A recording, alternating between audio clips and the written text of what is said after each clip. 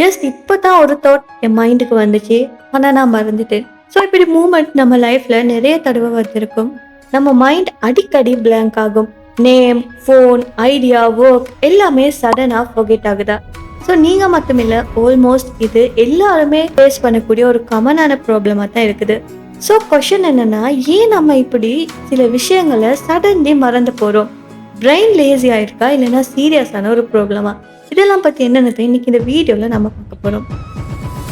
So first reason பார்த்தீங்கன்னா attention problem. நம்ம brain ஒரு சூப்பர் கம்ப்யூட்டர் மாதிரி, பட் அது எல்லாத்தையுமே ரெக்கார்ட் பண்ணாது. ஃபோன் ஸ்க்ரோல் பண்ணுறது, டிவி பேக்ரவுண்டில் ஓடுறது, இல்லைனா மைண்டில் ஆல்ரெடி 10க்கும் மேலே எண்ணங்கள் இருந்து பிஸியாக இருக்கிறப்ப இந்த மூமெண்ட்ல எல்லாம் அது என்ன நடக்குதுன்னு சொல்லி ரெக்கார்ட் பண்ணாது.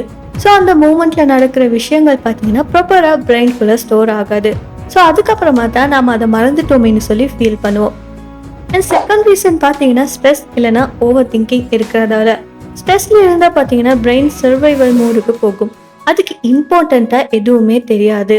அதுக்கு இம்பார்ட்டண்ட்டாக தெரியலைன்னா நேம்ஸ், சின்ன சின்ன டாஸ்க், ஐடியாஸ் இதெல்லாம் டெம்பரரியாக அது டிலீட் பண்ணிடும். ஸோ அதனாலே சில விஷயங்கள் நமக்கு மறந்த மாதிரி இருக்கலாம்.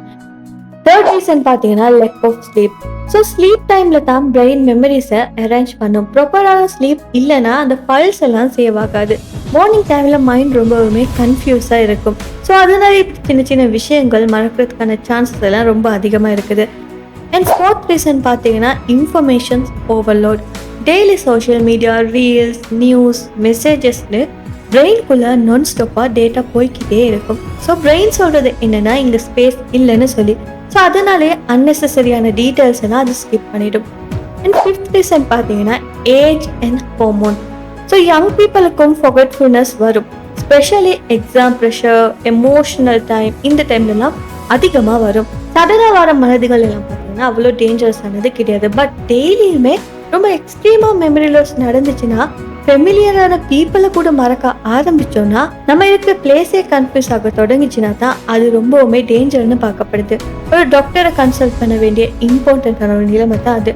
ஸோ இதுக்கான சொல்யூஷன் என்னன்னா, ஒரு விஷயத்த ஒரு டைம்ல செய்ய பாருங்க. அண்ட் ப்ராப்பராக தூங்குறதுக்கு ட்ரை பண்ணுங்க. ஸ்ட்ரெஸ்ஸை கண்ட்ரோல் பண்ணுங்க.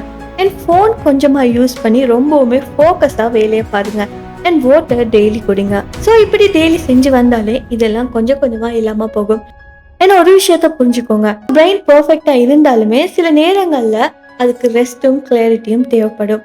ஸோ இந்த வீடியோ யூஸ்ஃபுல்லாக இருந்தால் மறக்காம இந்த வீடியோ லைக் பண்ணி ஷேர் பண்ணி மறக்காம நம்ம யூடியூப் சேனலையும் சப்ஸ்கிரைப் பண்ணிக்கோங்க.